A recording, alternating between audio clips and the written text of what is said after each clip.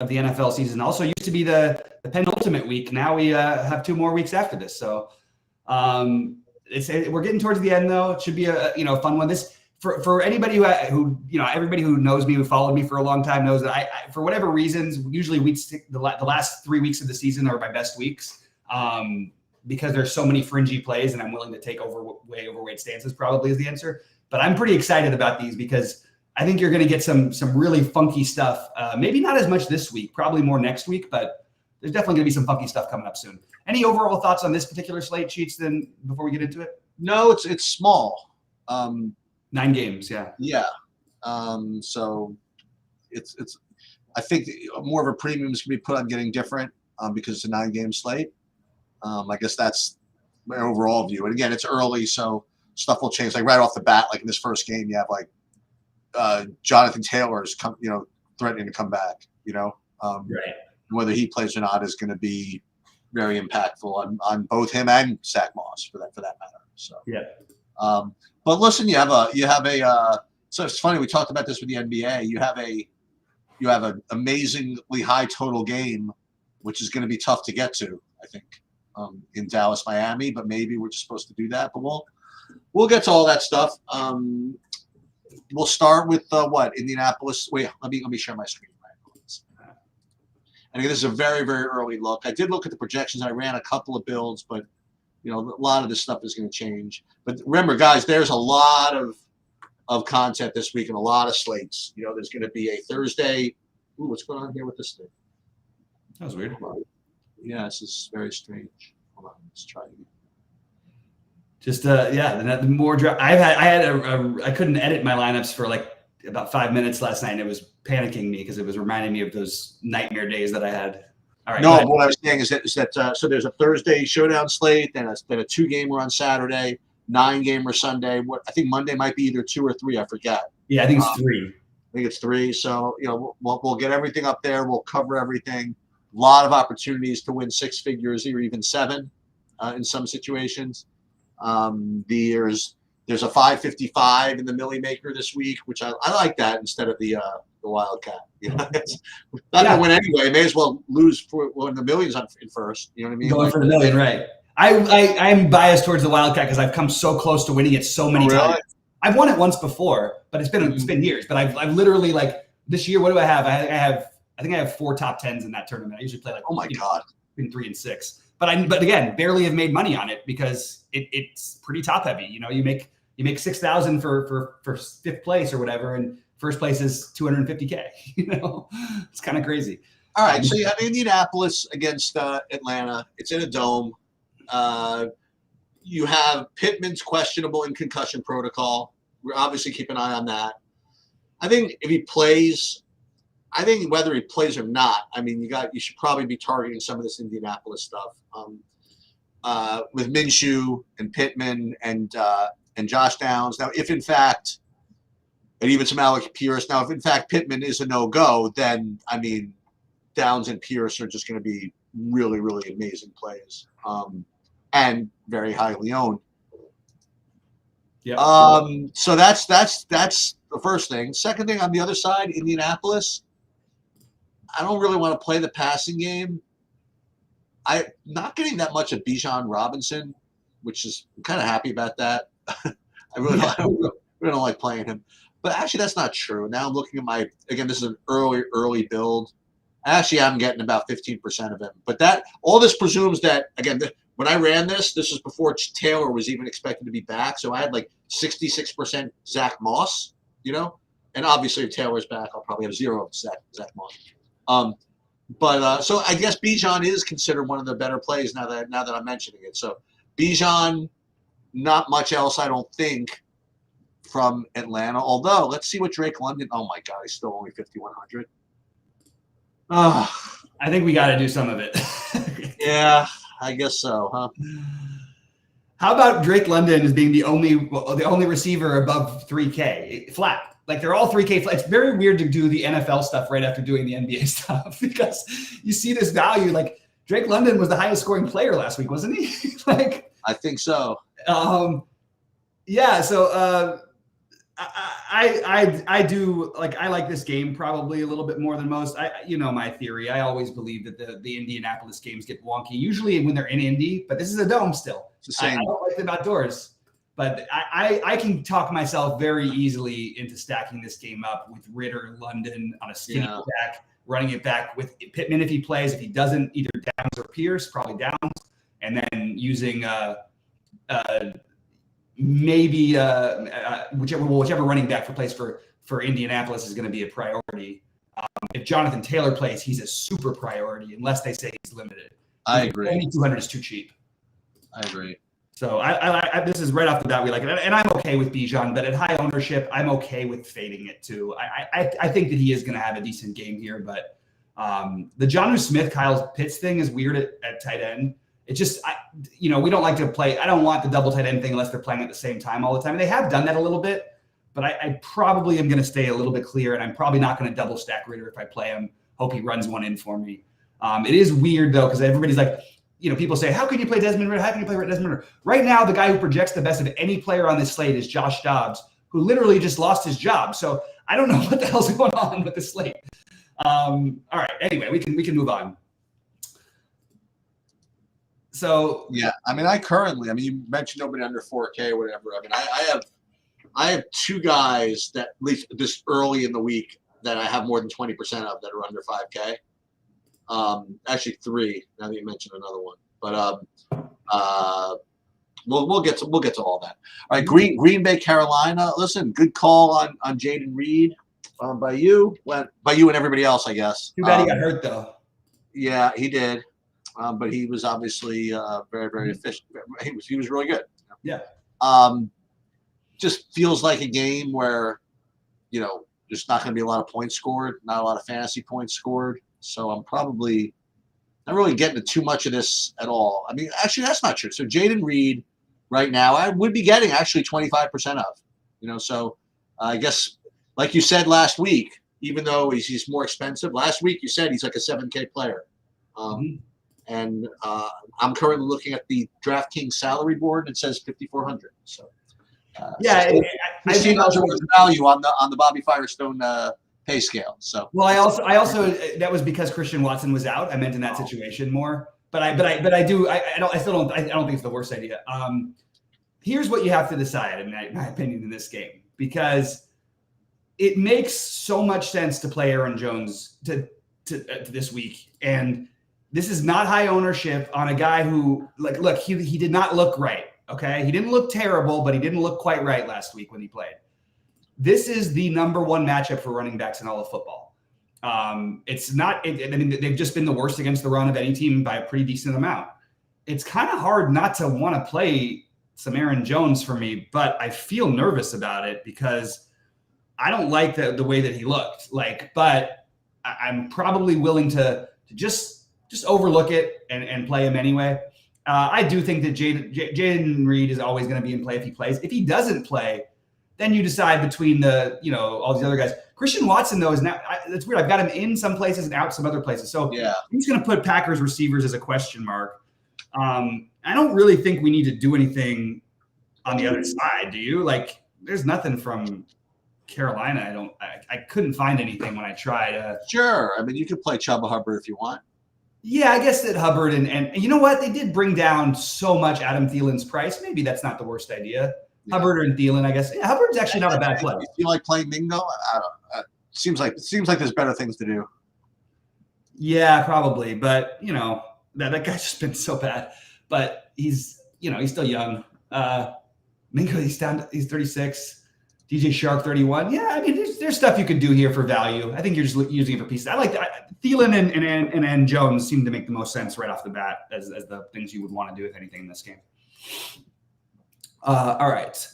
Cleveland and Houston. Ooh, this is one I like. Go ahead, Sheets. Do you like this one? I do. Okay. No, it's great. It's okay. I love it. That's fine. Case Keenum had a pretty decent game last week, but now he's up against Cleveland. I'm not particularly interested. And listen, I guess if I was going to do anything, I would play the Cleveland guys. Flacco's kind of really, I was explaining this to to my son. He goes back there, and by the way, I did confirm he did win the Super Bowl MVP. Like he's got Super Bowl MVP. He's got like money in the bank. Right? He doesn't give an F. You know what I mean? I think he does. Have you seen him out there? No. What I mean is that he doesn't give an F about flinging that ball. You know what I mean? Yeah. Like he's not worried about his job. He's not worried about anything. He's going to go back there and force it in there and sling it down the field. He's like a fantasy freaking gold mine. Gold mine for Houston defense probably also, but that's another story. But yeah, they've been the worst defense in football second half of the season. Yeah, I get it. They could go up 35 and get 3 pick sixes in this game too. But yeah, I mean, Amari Cooper, I guess, David Njoku, basically the leader of the free world right now. Yeah, maybe you're right. Maybe we should play this game. I don't know what I'm gonna. Boy, can you play Houston against? Can you play Case Keenum against Cleveland defense? I guess you can if Noah Brown is going to be the only receiver again. I don't know. I'll let you emphasize this game a little bit more than I did, I suppose. Yeah, I'm having trouble with the Houston side of it, but let me start with the Cleveland thing. I love Cleveland all over the place in this week. My fear and is that their defense scores like 2 touchdowns and they don't need any of the offense. That's my big. So I guess my biggest hedge will be that I will be well overweight on an already good play. So could we use all 3 of these guys, like Elijah Moore and Cooper and Njoku? I think it gets a little too thin doing that because then you need Houston to put up a big number. And with Keenum, it's harder to project that against a good Cleveland defense. But we've seen Cleveland indoors this year. Hey, they've given up like 35 plus points, I think. So I like the Flacco to Elijah Moore is my favorite receiver. One of my favorite receivers on the slate. Yeah. Maybe my favorite. I think that he just suits what Flacco does. Of course, you're going to get irritated watching them because what's going to happen is you'll see like a 60-yard bomb that's going to go for a touchdown, and the guy just drags him down from behind. You get the big PI. I still think they need to find a way for guys to get some points for pass interferences. It's certainly ones over 10 yards. It's like give him a tenth of a point or something like that. Something. But yeah, I like Cooper as well. And they did look for Tillman a little bit last week, which kind of surprised me. But Njoku, it's really hard to argue against him. So I like all 3 of the receivers. And if I'm not using the receivers, I'm totally okay with Jerome Ford. I actually think that Kareem Hunt is a really good sneaky play. They're going to use him near the goal line. They need to win these games. He's the sneaky one for me, but I don't think you probably don't need it. It's really hard to figure out what to do with Houston. Singletary, if he was a little cheaper, I would go that way because I think pass catching is going to be a big part of the game for Houston. On the receiving side, should we even care who else plays if Noah Brown's playing? Like all he does when he plays is get every target and every catch. Maybe that's the simplest answer, just playing him. Whether it's Hutchinson, Mechie, I don't think I'm going to get there. So my first thought was going to be play Dalton Schultz on the other side, but I think Schultz or Brown is my run back here. Well, and, if Nico Collins is in, you can play him. Yeah, it's just I don't know how much I love him with Keenum at 6,800, and he's if he was 5,200 like our guy John Noah Brown. Right. And the other thing is, as Nico Collins may be the better. He's obviously the better receiver, but we're just starting to get the glimpses of Noah Brown. We don't know what I don't know. This guy's big. He's athletic. He had 11 targets last week and 8 catches. Now you put him against the defense that's been the worst in the NFL. I'm in, man. I'm in on it. And I'm not getting to any Keenum stacks, but I do think that the Schultz or Noah Brown, if Collins is out, I guess Collins potentially if he's in, but would be the run backs for me. But mostly it's a heavy Cleveland stack. And as we've learned this year in the NFL, you don't necessarily need to have a run back. All right. But who would have thought Joe Flacco might end up being the most popular quarterback this week? Who would have thought this like 3 weeks ago? Oh, is he going to get ownership? Yeah. Oh, yeah. Look at what he's been doing. It's nuts. He played terrible last week. He still threw he threw for the most yards of any quarterback in the NFL last week. He's done it 2 weeks in a row. He's been in the top. He threw for 317 the week before, 373 last week. He's been great. All right. Yeah. Speaking of a guy who's going to get ownership, let's talk about Detroit, Minnesota. So this game, you're gonna have to tell me what to do here because this game can go I want to say a lot of ways. I think there are 2 ways this game can go. I first of all, my instinct is this game completely busts. Okay. Oh, interesting. Okay. That's my instinct. Minnesota's defense has been I mean, I would say pretty freaking awesome, actually, last month, maybe even longer. Brian Flores really has them doing good stuff. And I think that they do want to play slow, if possible. With now Jefferson, it is his second game back, so maybe they'll try to listen, if they can get him the ball, that's great. I prefer like the pace of this game if Madison is out. Like if Madison is out, then I don't mind Chandler. That was like one good call of like last week was that Chandler was a good player over there, and that's short Slate. And he's very dynamic, and they could get him the ball out of the backfield also and things like that. So I'm on the Detroit side, and we talk about this. It is in, I don't know if this is that a dome, Minnesota? I mean, it's got to be, right? Oh, yeah. Yeah. And so Detroit in domes, I mean, they can put up points. And, if I'm wrong about my instinct here, of course this game can go freaking ballistic, like usual, like a lot of Detroit games. So I think that you have to play this game or you have to fade it. Good. Thanks, Sheets. Thanks for the value added there. My instinct is it busts, but I'm just curious how these guys are all going to project. I mean, because the thing is, you have a $4,900 quarterback in a game that could go off, and then you have Hawkinson, right? Hawkinson, who could be a really, really good play. Not to mention Jefferson and Addison. So I don't know if that ends up being like the chalk. I think I could fade that. Now it's early, but that's my instinct. How about that? Yeah, the only issue, the reason I like this game is because there's obvious chalk in this game, and there's a million awesome pivots. Jared Goff being the pivot off of Dobbs. Okay, I know Minnesota's defense has been good. I still question some of those matchups, and I just don't necessarily buy it. I also don't know if it matters that much with Detroit. When they're indoors, they just score. They find a way to score every week. Everybody on Detroit's side outside of Amon-Ra St. Brown will be completely unowned, and Amon-Ra St. Brown will be incredibly owned.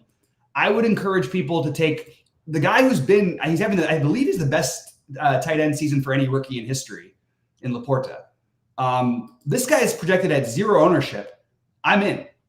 Sign me up for Laporta in the stacks. I actually think you could make, you run him, use him as a run back just to get different if you wanted to play the Dobbs thing. I just don't understand, why is Dobbs starting, Sheets? Mullins played well. It wasn't Mullins' fault they lost. I agree. Are we sure Dobbs is even starting? I don't know. I'm not. I'll tell you what. Who's ever starting for Minnesota is definitely in play for me, and I am going to be on. This is the game where Jefferson. Oh, look! Excuse me. Why? I'm seeing actually Mullins is playing. How about that? Yeah. So I think we have to just wait and see, because I really don't think it says not only that, but it says that Jaron Hall is the backup. That was. I think it was the last week's news. Oh, that was December 14th. Oh, okay. So yeah. I don't know then. I don't know. Well, I don't know why they would start Dobbs, if you want to know the truth. Yeah. I don't necessarily know either, but I do know that he's 4,600, and I understand that he's going to be popular. And I just want to play whoever the quarterback is, because I can use Hawkinson at low ownership. Oh, wait, here we go. December 18th. O'Connell confirmed that Mullins will start Sunday's game against the Lions. I'm really prepared for this thing. Wow, this is pretty wild. Well, I mean, it's kind of weird because it was 2 days ago. And how do I not? Well, I mean, more importantly, why don't the projection system seem to know? Yeah, what the hell? Interesting. All right. Well, so whoever's the quarterback is, QB, I'm interested in, and I like the Jefferson Hawkinson. I like the double tight end with Laporta, and you can use the chalky Amon-Ra. But I'm just going to point out the most active he's ever been last week was Jameson Williams. And why can't we play Jameson Williams at 3,700 here today? I know you're going to say there's other value and stuff, but hey, he had 7 targets. They ran design plays for him near the goal line. There was a lot going on there. He's only 3,700? 3,700.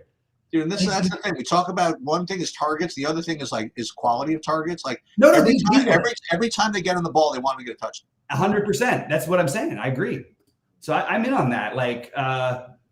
And right now, I'm not getting to Gibbs or Montgomery. It would be Gibbs for me if I had to, but I like this whole game. I probably will just be overweight this situation. I know that there's going to be some games I'm not that interested in, I promise. But so far, I've had a little bit of interest in each of these things more than maybe most do. All right, you got next. Oh, here's one I won't have any interest in. Okay, well then you're going to lose. Oh, I'm sorry. It's the Jets game. Sorry, my bad. Yeah, go ahead. No, this is on my screen is the winner. This is it. This is the wants the plays. These 4 plays are going to win everything.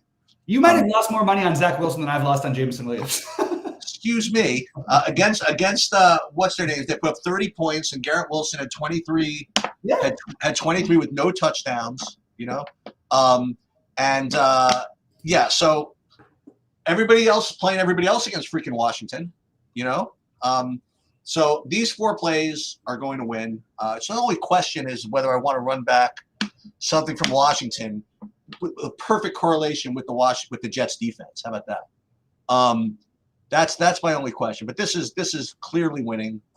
Now in reality, first of all, I do think, by the way, that Breece Hall is going to be one of the most popular running backs on the slate. That's for openers. So that's not particularly earth-shattering. But if you get Zach Wilson in the game against the Washington defense and you get Garrett Wilson to throw it to, I like both of that. And Jets defense against Sam Howell dropping back 400 times at Jets at home, I'm in there. So listen, everybody can feel free to play the Millie Maker if they want. But, I mean, you have to have – these 4 are going to 100% guaranteed. You like the way I do that? Yeah. They're going to win $1 million, literally for sure. So any pivots off of these is great. But this is what's winning. Yeah, I just want to point out the only problem you might run into is that you're talking about the most popular plays on the slate. Garrett Wilson is going to be one of the highest owned receivers, and I like him too. Breece Hall is certainly going to be one of the highest owned running backs. I know. And so if you're going to play it to get a little different, why not throw in Tyler Conklin at 3,200? That could be. Or use a Washington run back that's not named Antonio Gibson. I think Gibson's the most logical. If it's up to me, I think the one you go with is the guy who can be a possession receiver, doesn't have to face the toughest matchup. I'll go with Curtis Samuel as mentioned. Yeah, I like that actually. I like the Curtis Samuel play and you could play Logan Thomas too if you wanted. Yeah, but I like that. I mean, listen, I have a couple of other spots I want to go to. This seems like the easy one to do. Like you said, I mean, this is certainly nothing going to be earth-shattering at all. But the thing that makes it also so great is nobody else, you can do whatever else you want the rest of you have so much money left to spend if you play this, you know what I mean? So I think that you're in really good shape with playing a little stack there, but I am probably going to skip the Wilson part of it and just spread out Hall and I'll probably skip the Zach Wilson part of it and play bits of Hall and Wilson. I may reconsider that, but I'm telling you, Zach Wilson may end up being like the chalk quarterback because we've seen what happens with Washington. That's true. They give it all up, man. And boy, what a shame they took out. Well, I guess it was good for them that they took out Hal, but he was so off of it. Well, the good thing is that my other favorite is in a later game. So if the Jets are busting or whatever, and let's say I bite and I played Minnesota and Flacco, then I'll pound this other afternoon slate. We'll get to that one later, but that's going to be probably pretty chalky too. But we'll see. All right, Seattle, Tennessee. These are cool things you could say on Wednesdays. You know what I mean? That all right. So it's Seattle's coming off of obviously a ridiculously amazing win. Okay, for Drew Lock, among other people, and now they're going to Tennessee, and the date of the game is December. So I think Derrick Henry is a very good play. That's for openers. Secondly, I don't really know who's even quarterbacking for Seattle. I guess it's got to be Geno Smith, right? Yeah, there it says Geno Smith's going to be quarterback. You're going to have to explain to me, but someone's going to have to explain to Drew Lock why he's not quarterbacking. But then again, he wasn't really good until that last drive anyway. I'm not 100% sure that Geno does start, by the way. Yeah, well, Pete Carroll's been very, very clear about his starters, pretty much the whole. So, but listen, it was good to see that, even though it was only a couple of receptions or whatever. But the big one is that on national television, everybody got to see Jackson Smith and Jeepa, show out at the end there. That was, and even Metcalf, having done nothing the whole game, had some incredible plays down the stretch. I'll tell you who's just disappeared off the face of the earth is Tyler Lockett, it seems. Anyway, so I do like Derrick Henry. It would be an interesting bounce back game. I don't think he did much last game for DeAndre Hopkins. He did have 9 targets, but he only had 2 receptions and only 4 fantasy points. This would actually be a pretty good bounce back game for him. So I think one of those two makes sense, either Henry or DeAndre Hopkins. And yeah, why not? What's his name? If Tennessee's still the pass funnel, I don't know. Maybe we should do this. Maybe you should play Smith, JSN, and Metcalf with what's his name? With whoever the quarterback is, Geno Smith. I don't know. What do you like this game at all? Whether it's Geno or Locke, I'm in on that idea. Okay. But I like your run back. I mean, the chalkiest play in this game is probably going to be again Chig Okonkwo.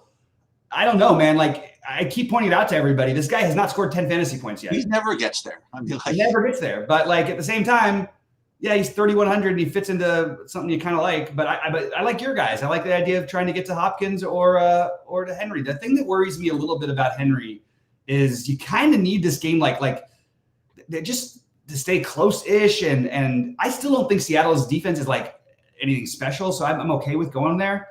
But I just would like to see a little bit more out of Henry. I thought that, I don't know. I feel like I understand the season's basically over for them. So I guess that's my concern about it. But he will be very, very, very low owned. I actually think some people are going to play Tajee Spears. I've heard a little bit of talk about that already this week. And I've only listened to a couple shows. But Tajee Spears had, 9 carries last week, and he plays the passing game. If you play the angle that they're down, there's a chance he gets on the field quite a bit, 4,700. Just throwing it out there. But yeah, I think that my favorite plays are Metcalf, Lockett.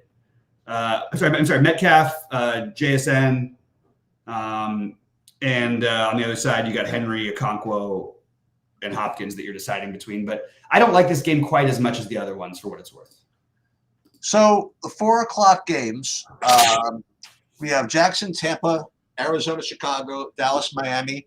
I think it's very easy to say that that these 3 games could combine for like 175. Yeah.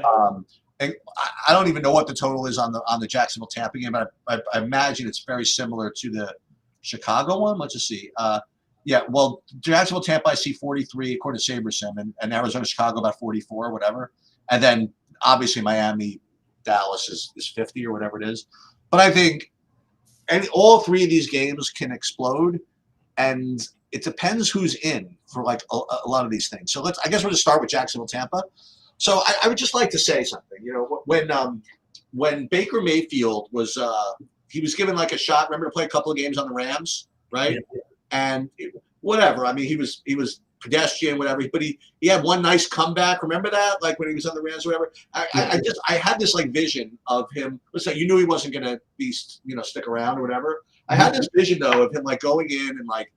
After like one of the games or whatever, just talking to the whole team. I don't know if this actually happened, but in my universe, this could have. And talk to the team and talk to like all the players and the coach. And said, listen, I really appreciate like this opportunity you gave me.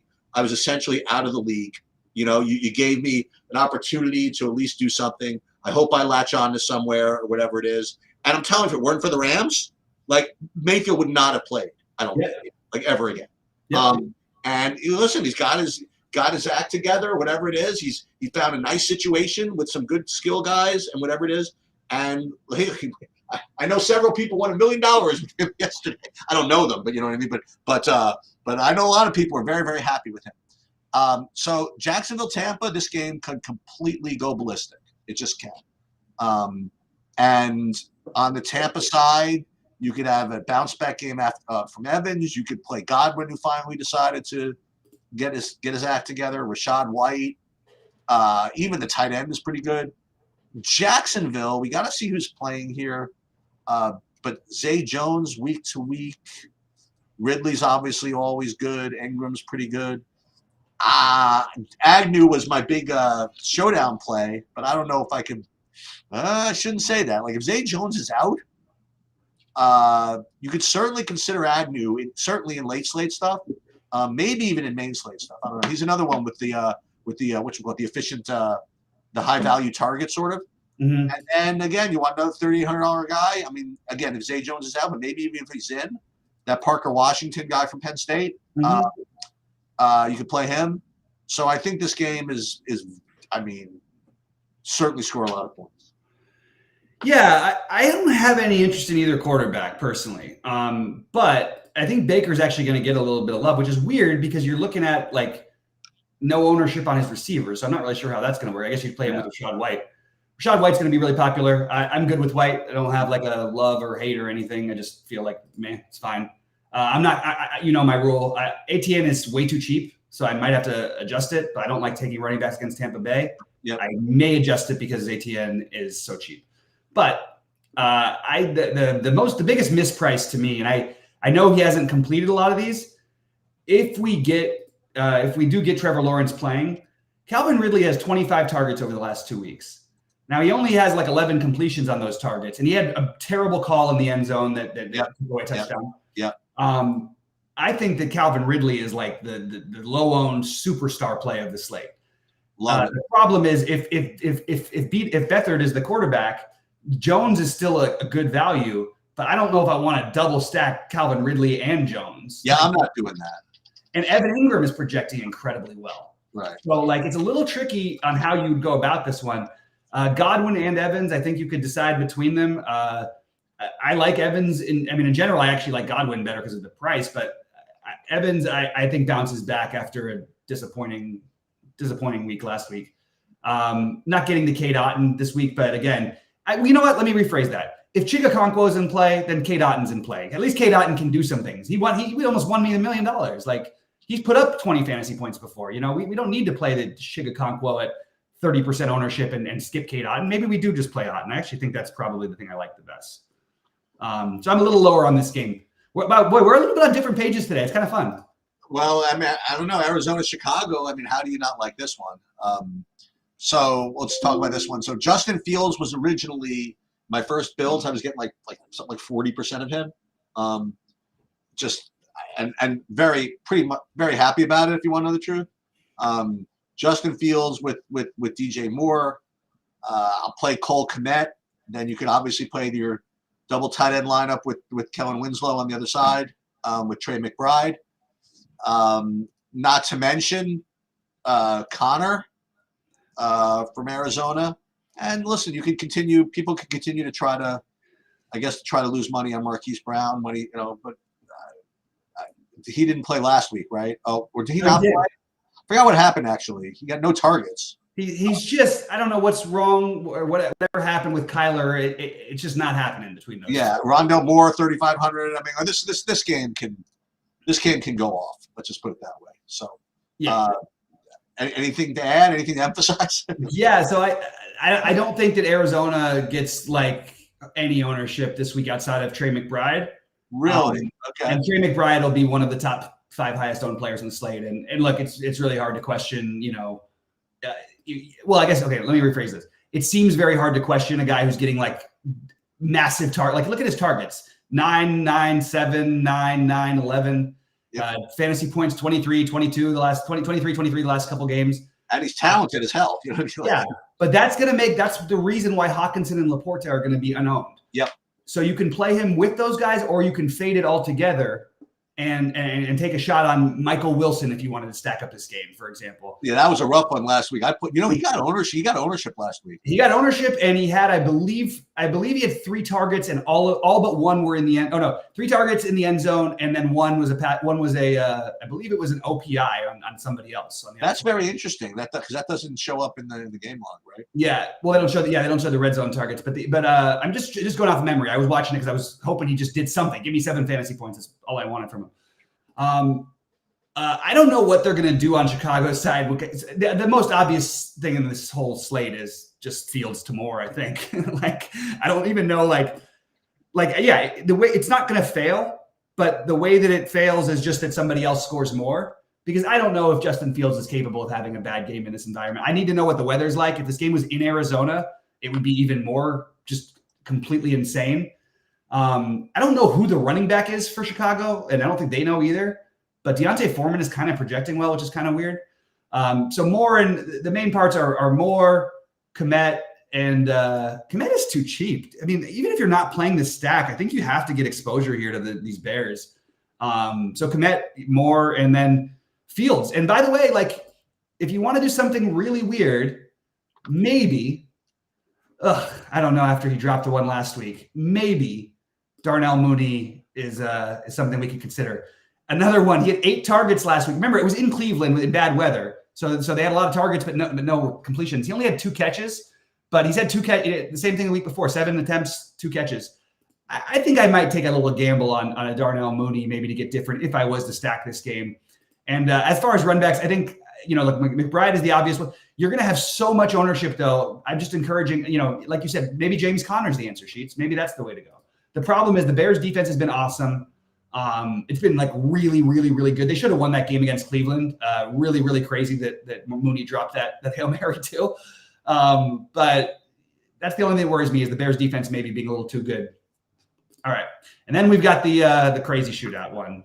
Well, let's first talk about the most important, Tyreek Hill thing is Tyreek Hill, because right now I had Tyreek Hill listed as, projected as out. He'll play.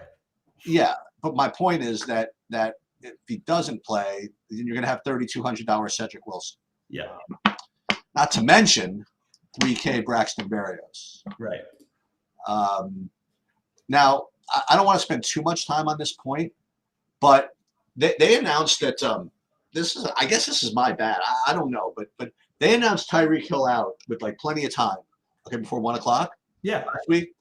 And I just presumed that Jalen Waddle was going to be like 25% owned, and I just didn't feel like it's the worst matchup in football against Gardner. Yeah, didn't feel like dealing with it, whatever. But there's no excuse for him being single digit. Hey, you're preaching to the choir on this one. I had a lot of them. So did you? Yeah, the only lineups I cashed in was my Waddle. I actually had the Waddle and Mostert together, which was looked like it was going to be the fire of all fire, but didn't quite. Pan out the rest of them. So we have to watch and see who's going to play. I unfortunately, I'm kind of priced out of the Tyreek Hill business at 9,600. I think, and it's kind of like weird to say. It means he's going to get 40 whenever he plays, whatever. But I'm going to be priced out of that. I'm not. I don't think I'm going to get there. As a matter of fact, with the exception of maybe, I shouldn't say that. Maybe I'm getting to some CeeDee Lamb. Not much though. I have to say, like currently, I would only be getting to some Cedric Wilson, presuming that what's his name is out. I'm really not getting to too much in this game. Are they all priced like that high, or is everybody else that good of a play? I'm sure I'll end up playing some of this at the end of the day. Yeah, it's. I think there's some stuff going on here with the projections. I think the Tyreek Hill is throwing everything off because right now CeeDee Lamb looks like the highest owned receiver on the slate. At 9,200. So if we can get to Tyreek Hill at 9,200, I'm sorry, if we can get to CeeDee Lamb at 9,200, I can certainly get to Tyreek Hill. Yeah, I'll find a way. Yeah. Pollard and Lamb are going to be the chalk in this game. I'm just going to remind everybody we've seen huge performances out of Cooks this year, and that's a thing you could do to get different. I also like Ferguson. He's in that in between price as a tight end. So and I still don't believe Miami's defense looked good last week against Zach Wilson and all them. I don't necessarily believe that their defense is awesome. So. Jalen Waddle is the chalky right play, and the Cedric Wilson is the value. I think that makes the most sense. They're not using Craycraft the way they did at the beginning of the season, so I can't go back to that. But I'm going to go the opposite of what you usually say and actually say that I think you should prioritize playing one of Miami's running backs. Look what James Cook just did to Dallas. The Dallas's numbers against the run they're actually way worse against the run than their numbers are. Because remember, they've played so many games up 4 scores where everybody's just throwing the ball. So they're running. They looks like they're running. It's just running attempts. Their yards per carry, they give up. I think they're like in the bottom 10 in the league in yards per carry. And now you put the 2 most explosive running backs in football, basically outside of Christian McCaffrey. I'm in. So they're too expensive. It's hard to figure that out, but they are definitely going to try to run the ball down Dallas's throat. And Mostert and A-Chain, we all know that. Look, it takes them breaking one play and then getting those goal line carries, and that's pretty much that's what they do every week. So I love that idea, like Tony Pollard being 22% owned or whatever he's going to be versus either one of those running backs, and they always get there. Mostert is usually my preferred one. This week, I might say that A-Chain they're pretty close. I think Mostert is probably slightly ahead of A-Chain, but it's really close between them. People need to remember something too. We all talk about Christian McCaffrey, how he has 20 touchdowns and how incredible this is. You know who has 20 touchdowns or 21? Sorry, no, you said 20 only. Is Raheem Mostert. He leads the league in touchdowns along with McCaffrey.